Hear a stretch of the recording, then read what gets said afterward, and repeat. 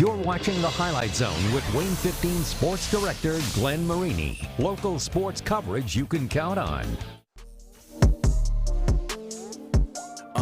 Let's go. It's time to get in the zone. The Friday night lights are on. We got Josh and Glenn as your host. Down to the whistle so close. Here come the highlights of the show. As long as we keep communicating, we can beat anybody in this conference. We know they're fast, physical, and they're well coached. We're really keying in on this on Dwenger. It's just a fun game. The atmosphere will be great. A lot of fans. It's just a privilege to play on Friday night. You walk out here in the fall on a Friday, just enjoy it. Mike Strong Highlight Zone. Mike Strong Highlight Zone. Let's go. Let's go. Let's go. Let's go. Let's go. Friday nights in the zone. Friday nights in the zone. Friday nights in the zone. Let's go. Let's go. Let's go. It is week 4 of the high school football season, which means after tonight, we're a full month into the 2022 campaign. Hard to believe. We got our biggest show yet, almost 20 games to get to, and it starts with a classic matchup at Dave Walters Stadium. Josh Ayan joins us with your Highlight Zone Game of the Week. Josh. Well, Glenn, Bishop Dwenger has one of the proudest histories of all the programs in Northeast Indiana, but recent history in this series belonging to Homestead. Coming into the night, the Spartans had won 3 in a row against the Saints. Could Dwenger end that trend? Dwenger at Homestead, it's your Highlight Zone Game of the Week. Homestead coming in 3-0, tied with Carroll for the lead in the SAC. As for Dwenger, they're 2-1, with their only loss a nail-biter at Northside. And it's the Saints striking first. End of the first quarter, Teddy Steele with nerves of steel, punching this in from 4 yards out. And Dwenger up 7-0 after 1.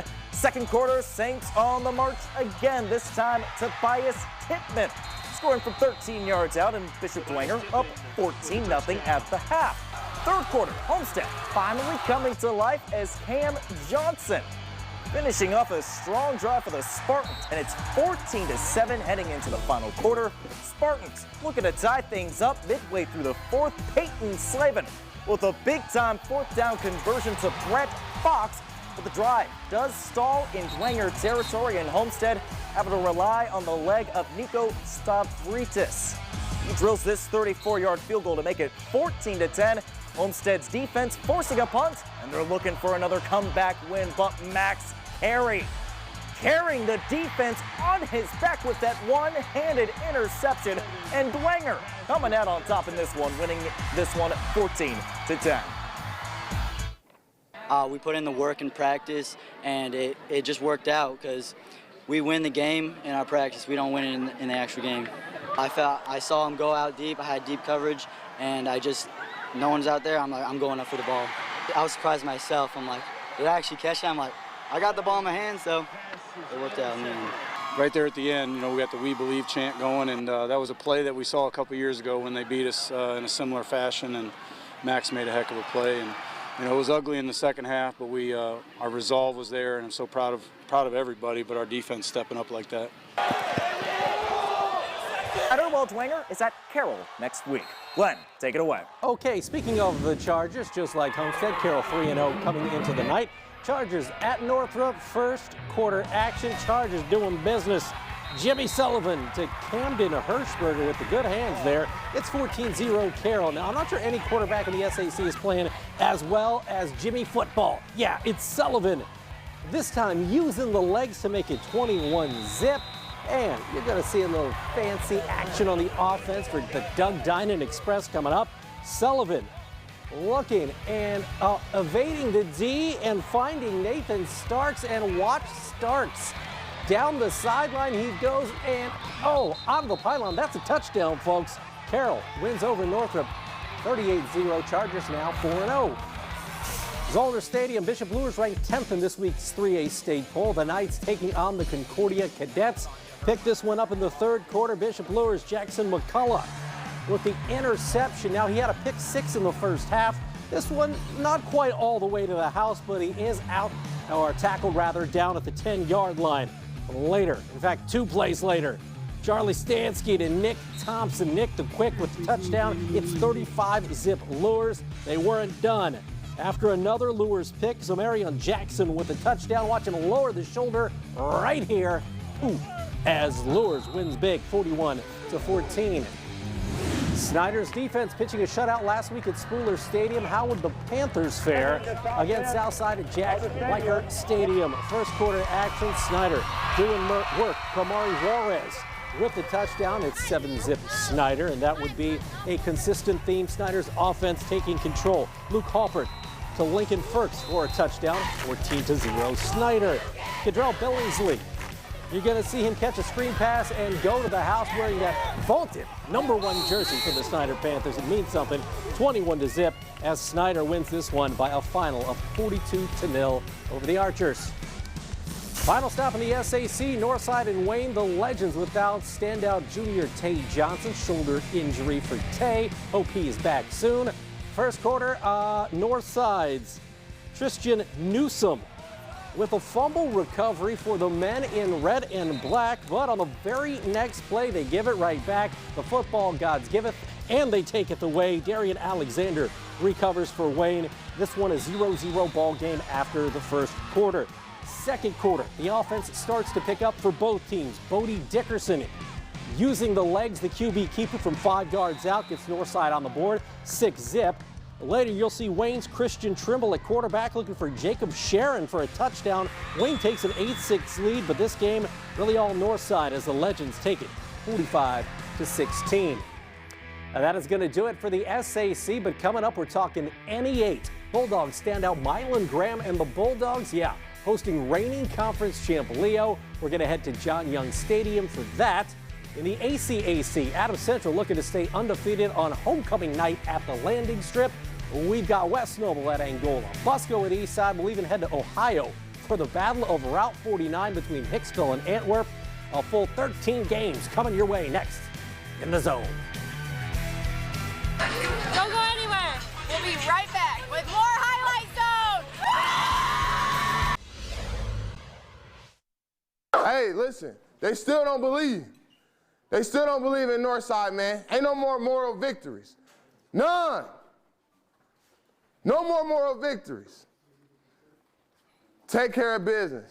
Love one another. Have fun, man. Got that? Yes, sir. Let's go, man. Let's bring it in, man.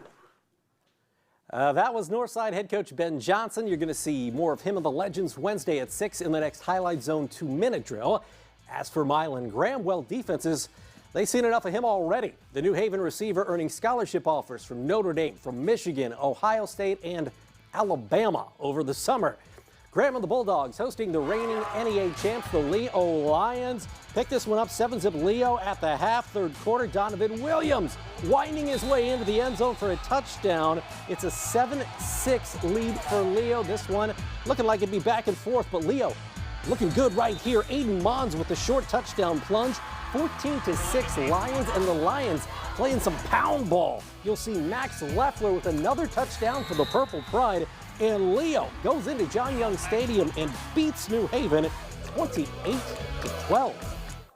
This was a big victory, you know, last couple of weeks facing adversity, big games, and we couldn't come out with those, so it was good to come back out here and, you know, get a big win as a team. All 11 guys on both sides of the ball playing together.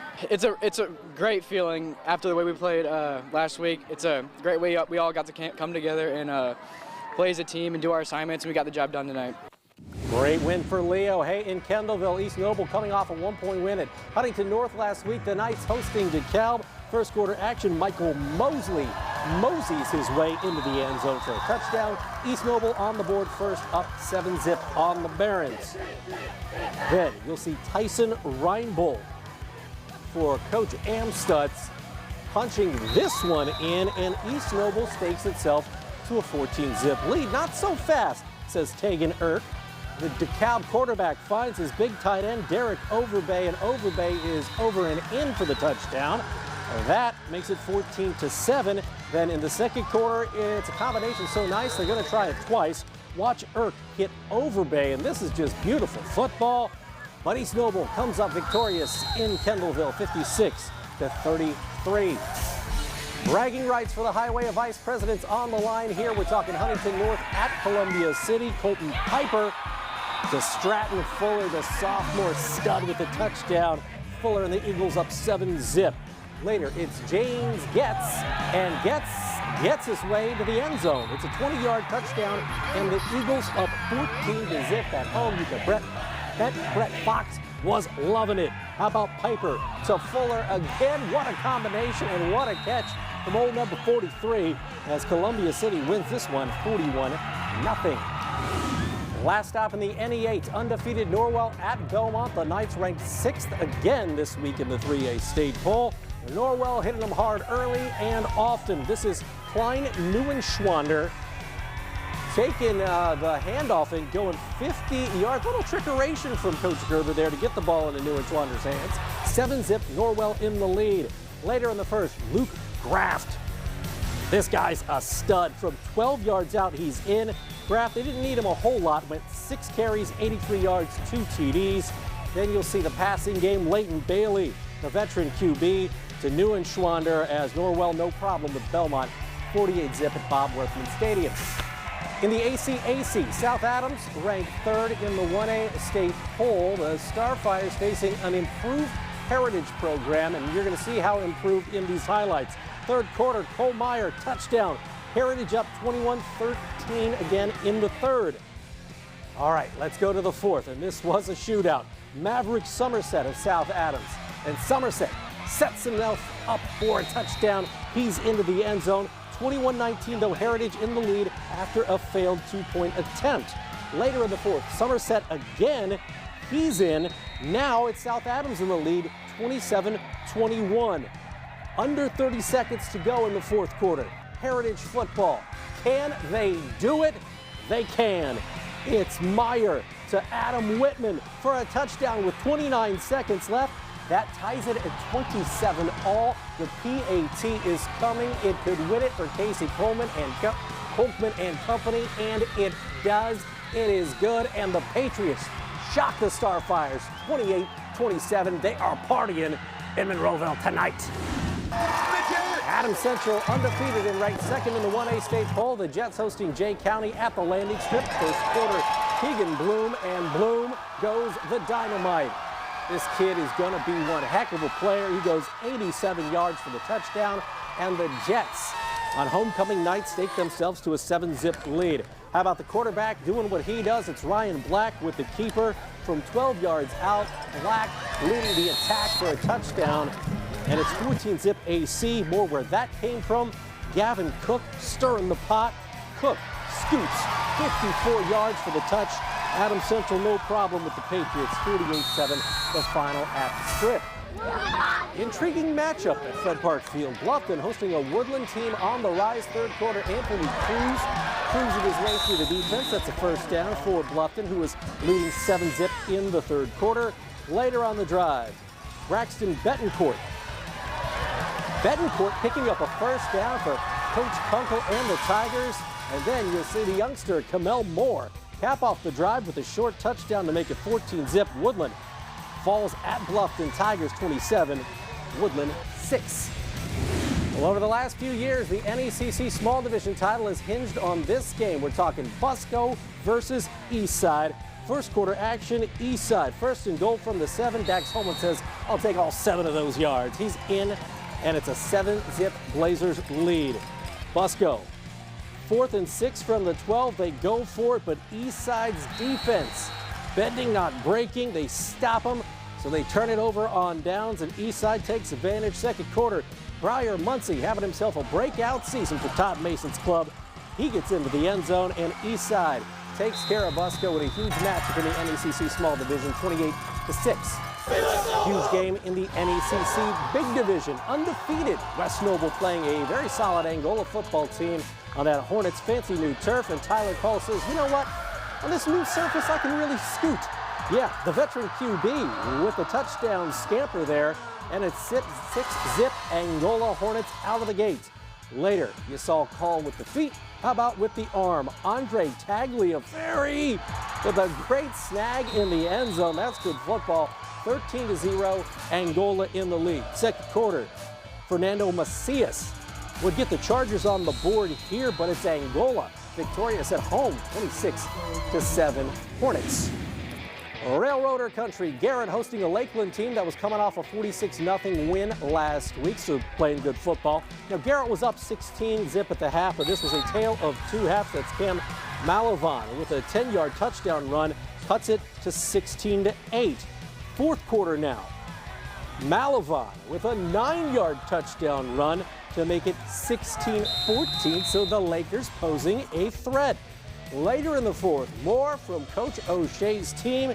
You'll see Owen Troyer on this 85-yard bomb, and Lakeland down 16-zip at the half, comes back and wins this one by a final of 20-16.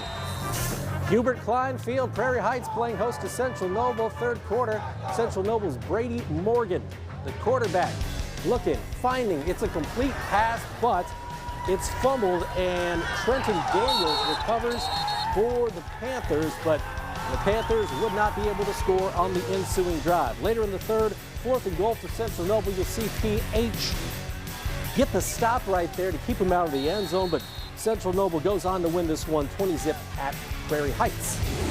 In the NLC, undefeated Warsaw averaging 43 points a game. Tigers facing the Concord Minutemen, and we pick it up in the third quarter. Warsaw up 6-zip, make it 12-zip. That was Reed Zollinger with the touchdown, and the Tigers, Bart Curtis and company, just running the football all day long.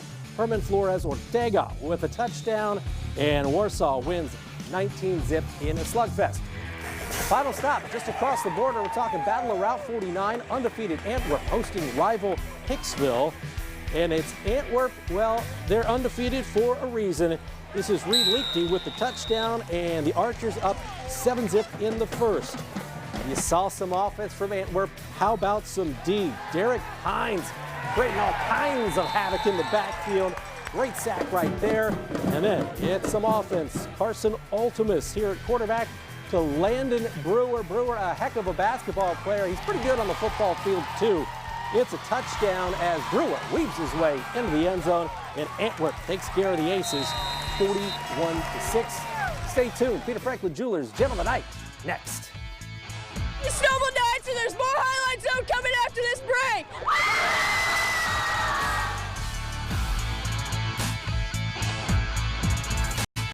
It's week 4. Who could ask for more? Let's send this show out right. Here's your Gem of the Night. Hey, last Friday it was West Noble charging its way to the Highlight Zone's top honor. Yeah, there was bottle service in Ligonier as Drew Yates scrambling to find Mikhail Bottles for a touchdown and Gem of the Week honors. Now, could it be topped? That is indeed the question. Here is your Gem of the Night for week 4, brought to you by Peter Franklin Jewelers. And yeah, a huge play in a huge upset. We're talking number 3 South Adams going down to Heritage, under 30 seconds left. Kobe Meyer finding Adam Whitman for the touchdown. That made it 27 all PAT good, and the Starfire fall. Heritage gets that signature win in the Casey Kolkman era. You can believe Patriots fans are loving it tonight. 28-27, Heritage over South Adams. That is your Peter Franklin Jewelers Gem of the Night. That's going to do it for us here in week 4. For Josh, I'm Glenn, and we'll see you next Friday night here on the Highlight Zone.